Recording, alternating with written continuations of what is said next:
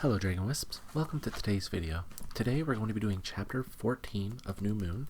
We're actually getting a lot of headway right now. For those of you who need to catch up, Edward left Bella. Bella sulked for months. Bella started hanging out with Jacob. Jacob started to act funny. Jacob stopped talking to Bella.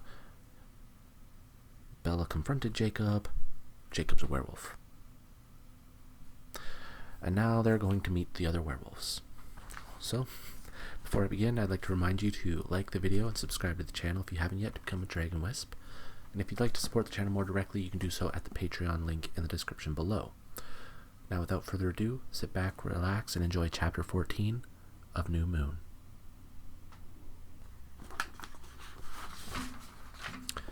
Chapter 14, Family.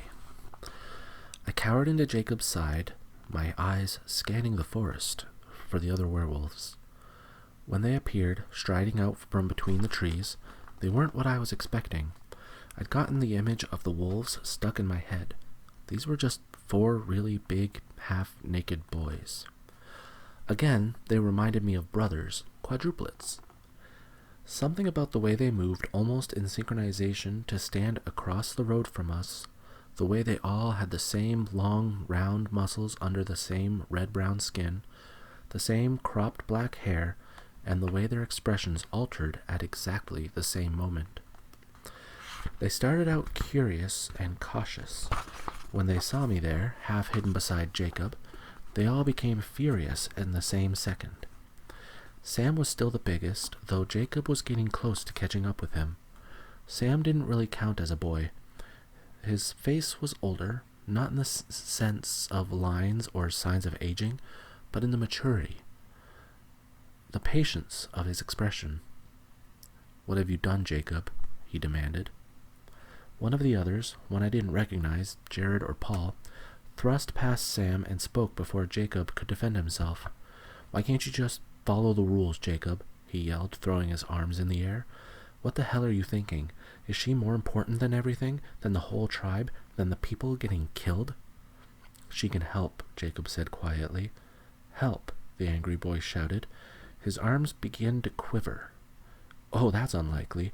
I'm sure the leech lover is just dying to help us out. Don't talk about her like that," Jacob shouted back, stung by the boy's criticism. A shudder rippled through the other boy, along his shoulders and down his spine. "Paul, relax," Sam commanded. Paul shook his head back and forth, not in defiance, but as though he were trying to concentrate. "Geez, Paul," one of the other boys, probably Jared, muttered. "Get a grip." Paul twisted his head toward Jared, his lips curling back in irritation. Then he shifted his glare in my direction. Jacob took a step to put himself in front of me. "That did it. Right, protect her," Paul roared in outrage. Another shudder, a convulsion heaved through his body. He threw his head back, a real growl tearing from between his teeth. "Paul," Sam and Jacob shouted together. Paul seemed to fall forward, vibrating violently. Halfway to the ground, there was a loud ripping noise, and the boy exploded. Dark silver fur blew out from the boy, coalescing into a shape more than 5 times his size, a massive, crouched shape, ready to spring. The wolf's muzzle wrinkled back over his teeth, and another growl rolled through his colossal chest. His dark, enraged eyes focused on me. In the same second, Jacob was running across the road, straight for the monster. "Jacob!" I screamed. Mid-stride, a long tremor shivered down Jacob's spine. He leaped forward, diving headfirst into the empty air. With another sharp tearing sound, Jacob exploded. He burst out of his skin. Shreds of black and white cloth blasted up into the air. It happened so quickly that if I'd blinked, I'd have missed the entire transformation. 1 second it was Jacob diving into the air, and then it was the gigantic russet-brown wolf, so enormous that I couldn't make sense of its mass somehow fitting inside Jacob. charging the crouched silver beast. Jacob met the other werewolves' attack head on. Their angry snarls echoed like thunder off the trees. The black and white scraps, the remains of Jacob's clothes, fluttered to the ground where he'd disappeared. "Jacob!" I screamed again, staggering forward. "Stay where you are, Bella," Sam ordered. It was hard to hear him over the roar of the fighting wolves. They were snapping and tearing at each other, their sharp teeth flashing towards each other's throat. The Jacob wolf seemed to have the upper hand. He was visibly bigger than the other wolf, and it looked like he was stronger too. He rammed his shoulder against the gray wolf again and again, knocking him back toward the trees. "Take her to Emily's," Sam shouted toward the other boys, who were watching the conflict with rapt expressions. Jacob had successfully shoved the gray wolf off the road, and they were disappearing into the forest, though the sound of their snarls was still loud. Sam ran after them, kicking off his shoes on the way.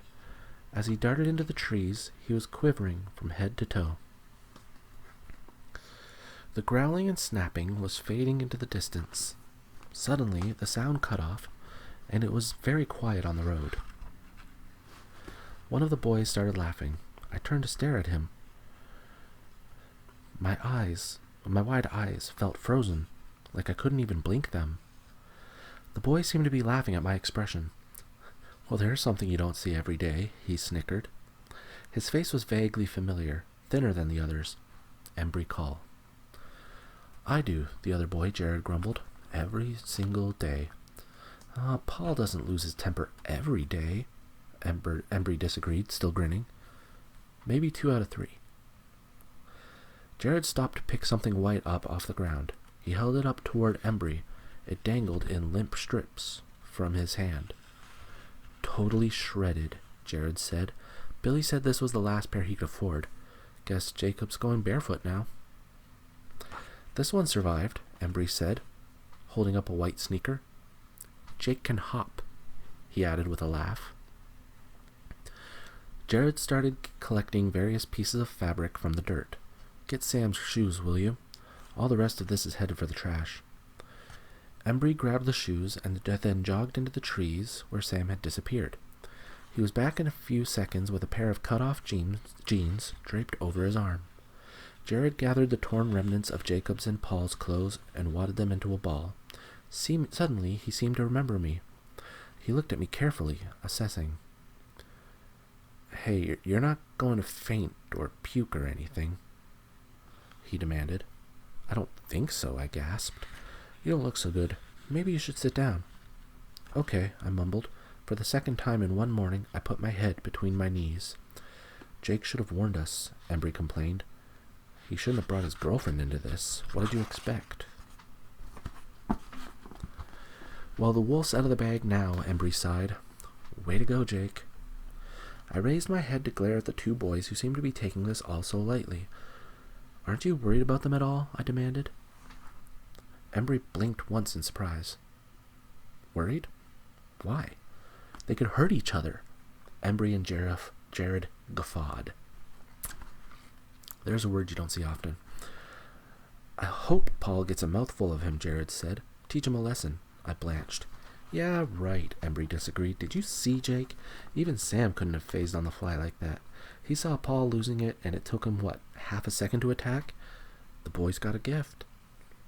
"Paul's been fighting longer. I'll bet you $10 he leaves a mark." "You're on. Jake's a natural. Paul doesn't have a prayer." They shook hands, grinning. I tried to comfort myself with their lack of concern, but I couldn't drive the brutal image of the fighting werewolves from my head. My stomach churned, sore and empty. My head ached with worry. "Let's go see Emily. You know she'll have food waiting." Embry looked down at me. "Mind giving us a ride?" "No problem," I choked. Jared raised one eyebrow. "Maybe you'd better drive, Embry. She still looks like she might hurl."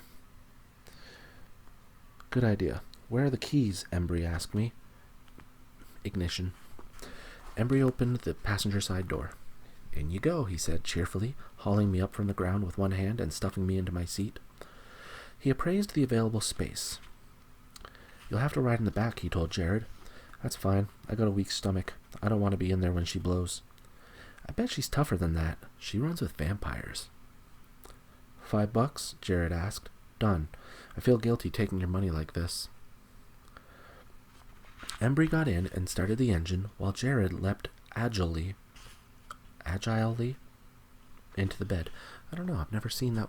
I've never agilely. I'm gonna go with agilely. Agilely. As soon as his door was closed, Embry muttered to me, "Don't throw up, okay? I've only got a 10, and if Paul got his teeth into Jacob..." "Okay," I whispered. Embry drove us back toward the village. "Hey, how did Jake get around the injunction anyway?" "The what?" The order. You know, to not spill the beans." "How did he tell you about this?" "Oh, that," I said, remembering Jacob trying to choke out the truth to me last night. "He didn't. I guess right." Embry pursed his lips, looking surprised. Suppose that would work."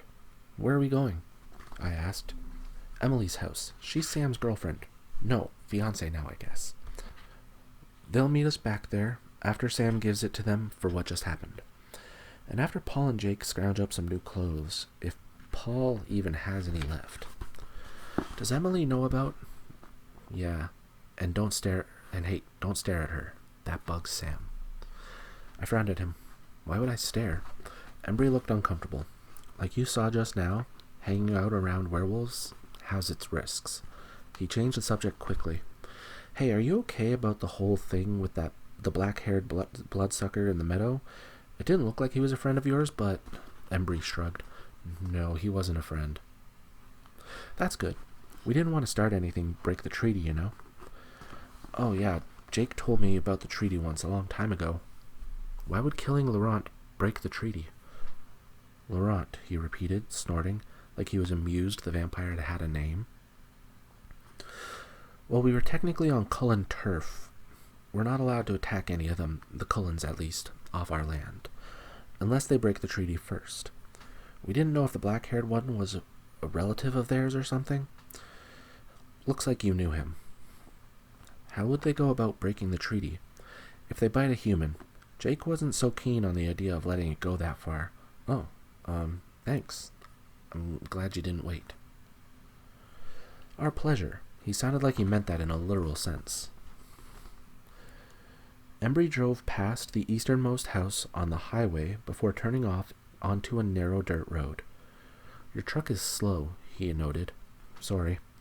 At the end of the lane was a tiny house that had once been gray.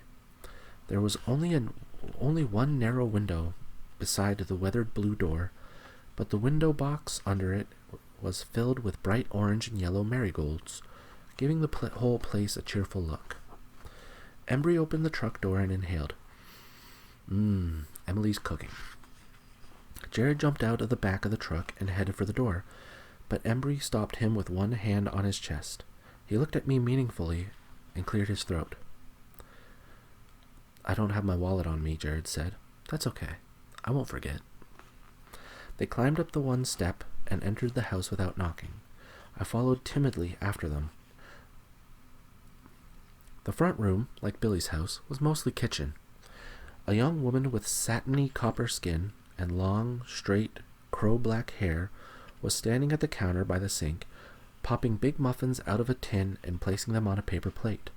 For 1 second, I thought the reason Embry had told me not to stare was because the girl was so beautiful. And then she asked, "You guys hungry?" in a melodic voice, and she turned to face us full on, a smile on half of her face. The right side of her face was scarred from hairline to chin by 3 thick red lines, livid in color, though they were long-heeled.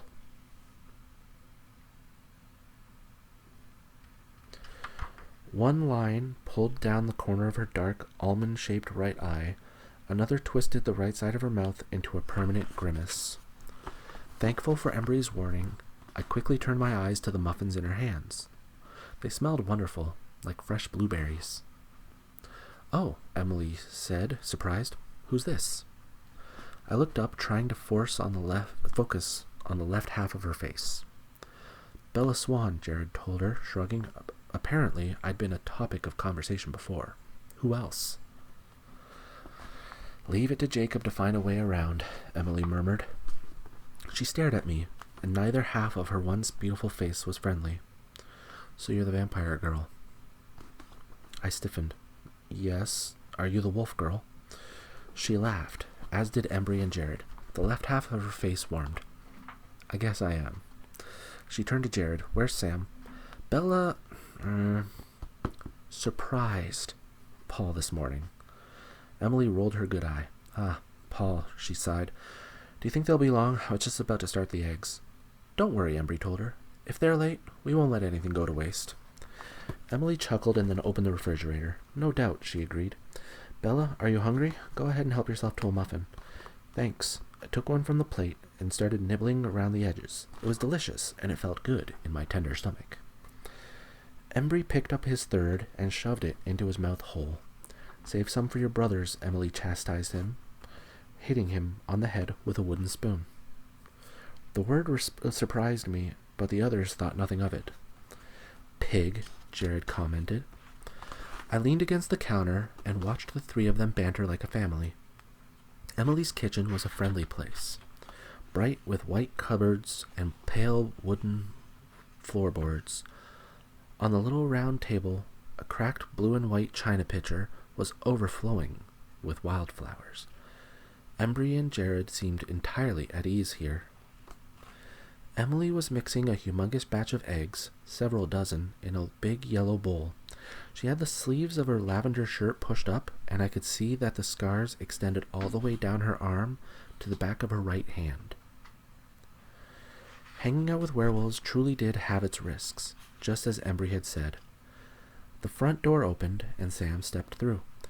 "Emily," he said, and so much love saturated his voice that I felt embarrassed, intrusive, as I watched him cross the room in one stride and take her face with his wide hands. He leaned down and kissed the dark scars on her right cheek before he kissed her lips. "Hey, none of that," Jared complained. "I'm eating." "Then shut up and eat," Sam suggested, kissing Emily's ruined mouth again. "Ugh," Embry groaned. This was worse than any romantic movie. This was so real that it sang out loud with joy and life and true love. I put my muffin down and folded my arms across my empty chest. I stared at the flowers, trying to ignore the utter peace of their moment and the wretched throbbing of my wounds. I was grateful for the distraction when Jacob and Paul came through the door, and then shocked when I saw that they were laughing. While I watched, Paul punched Jacob on the shoulder, and Jacob went for a kidney jab in return. They laughed again. They both appeared to be in one piece. Jacob scanned the room, his eyes stopping when he found me leaning, awkward and out of place, against the counter in the far corner of the kitchen. "Hey, Bells," he greeted me cheerfully. He grabbed 2 muffins as he passed the table and came to stand beside me. "Sorry about before," he muttered under his breath. "How are you holding up?" "Don't worry, I'm okay." "Good muffins." I picked mine back up and started nibbling again. My chest felt better as soon as Jacob was beside me. "Oh, man," Jared wailed, interrupting us. I looked up, and he and Embry were examining a fading pink line on Paul's forearm. Embry was grinning, exultant. $15, he crowed. "Did you do that?" I whispered to Jacob, remembering the bet. "I barely touched him. He'll be perfect by sundown." By sundown? I looked at the line on Paul's arm. Odd, but it looked weeks old. "Wolf thing," Jacob whispered. I nodded, trying not to look weirded out. "You okay?" I asked him under my breath. "Not a scratch on me." His expression was smug. "Hey guys," Sam said in a loud voice, interrupting all the conversations going on in the small room.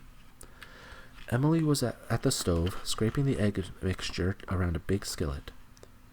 An unconscious gesture. "Jacob has information for us." Paul looked unsurprised. Jacob must have explained this to him and Sam already, or they'd just heard his thoughts. I know what the redhead wants. Jacob directed his words toward Jared and Embry. That's what I was trying to tell you before. He kicked the leg out of the chair Paul had settled into. Oh, the leg of the chair. Okay. And, Jared asked. Jacob's face got serious. She is trying to avenge her mate. Only it wasn't the black-haired leech we killed. The Cullens got her mate last year. And she's after Bella now. This wasn't news to me, but I still shivered. Jared, Embry, and Emily stared at me with open-mouthed surprise. She's just a girl, Embry protested. I didn't say it made sense, but that's why the bloodsucker's been trying to get past us. She's been heading for Forks. They continued to stare at me, mouths still hanging open for a long moment. I ducked my head. Excellent, Jared finally said, a smile beginning to pull up the corners of his mouth. We've got bait. With stunning speed, Jacob yanked a can opener from the counter and launched it at Jared's head. Jared's hand flicked up faster than I would have thought possible, and he snagged the tool just before it hit his face. Bella is not bait. You know what I mean, Jared said, unabashed. So we'll be changing our patterns, Sam said, ignoring their squabble. We'll try leaving a few holes and see if she falls for it. We'll have to split up, and I don't like that. But if she's really after Bella, she probably won't try to take advantage of our divided numbers. Quill's got to be close to joining us, Embry murmured. Then we'll be able to split evenly. Everyone looked down. I glanced at Jacob's face, and it was hopeless, like it had been yesterday afternoon outside his house. No matter how comfortable they seemed to be with their fate, here in this happy kitchen, none of these werewolves wanted the same fate for their friend. Well, we won't count on that, Sam said in a low voice, and then continued at his regular volume. Paul, Jared, and Embry will take the outer perimeter, and Jacob and I will take the inner. We'll collapse in when we've got her trapped.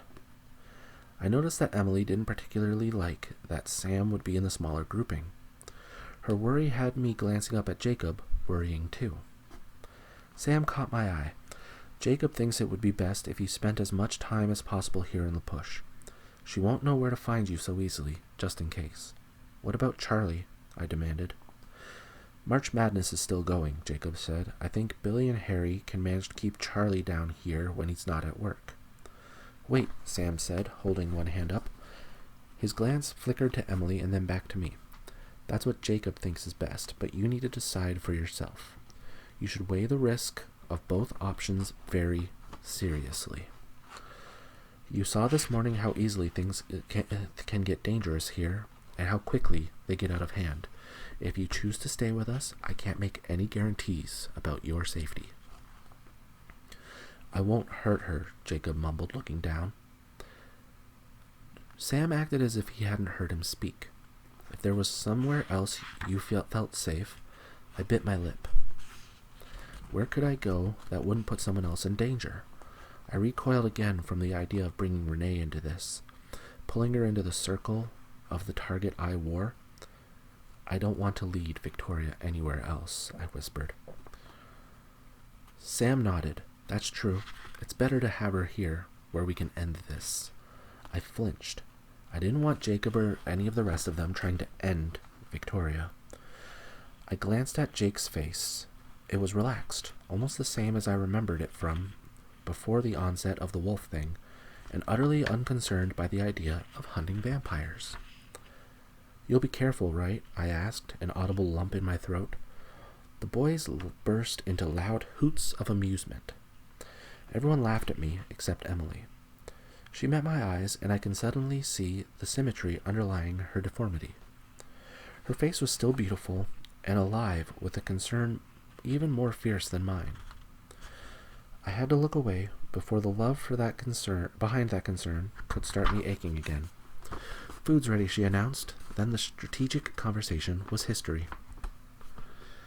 The boys hurried to surround the table, which looked tiny and in danger of being crushed by them, and devoured the buffet-sized pan of eggs Emily placed in their midst in record time. Emily ate leaning against the counter like me, avoiding the bedlam at the table, and watched them with affectionate eyes. Her expression clearly stated that this was her family.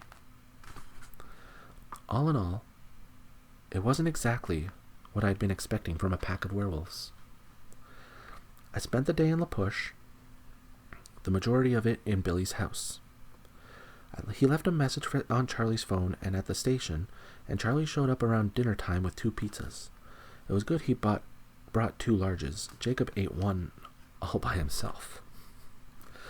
I saw Charlie eyeing the 2 of us suspiciously all night, especially the much-changed Jacob.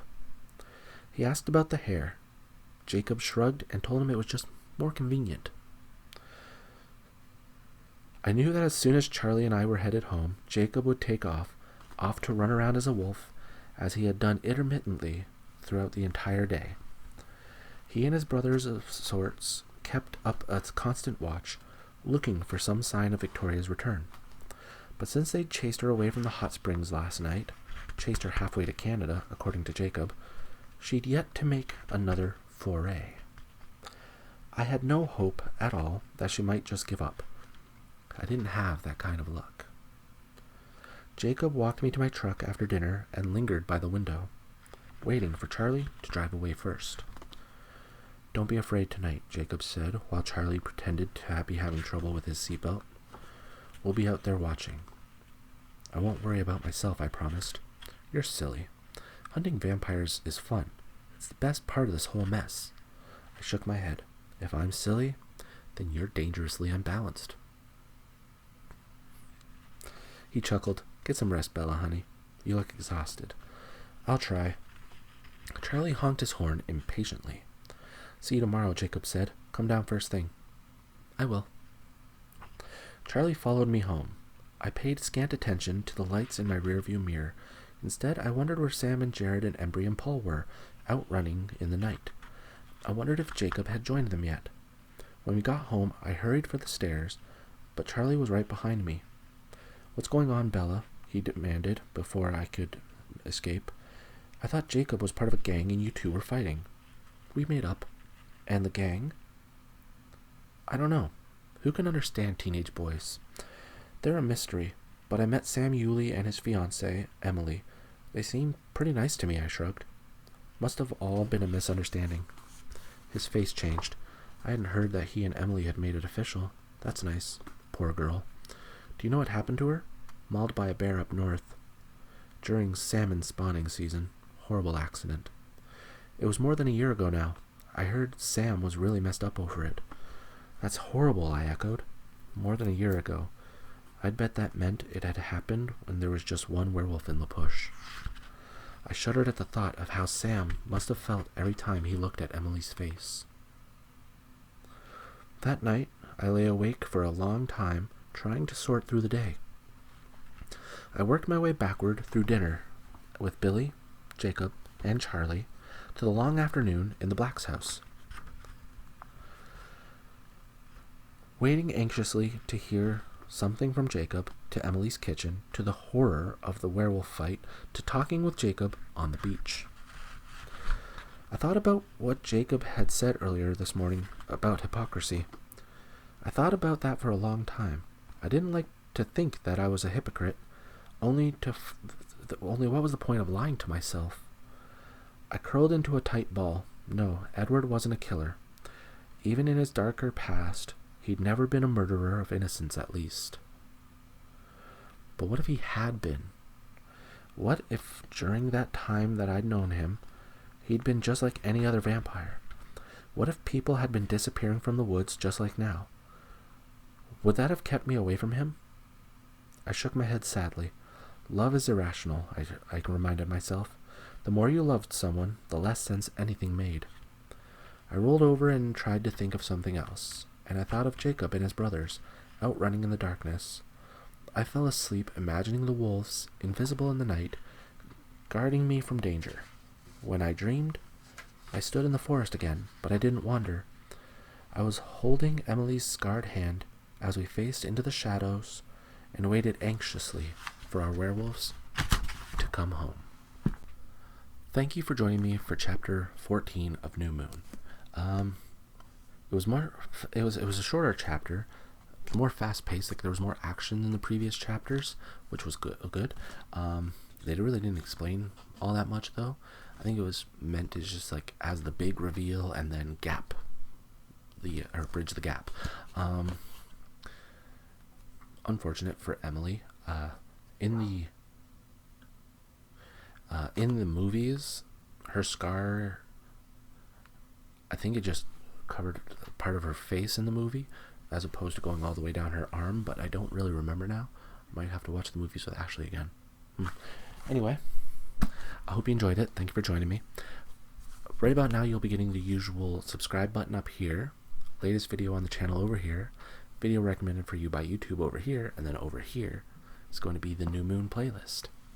So, again, thank you for joining me, and as always, have a peaceful day. Bye.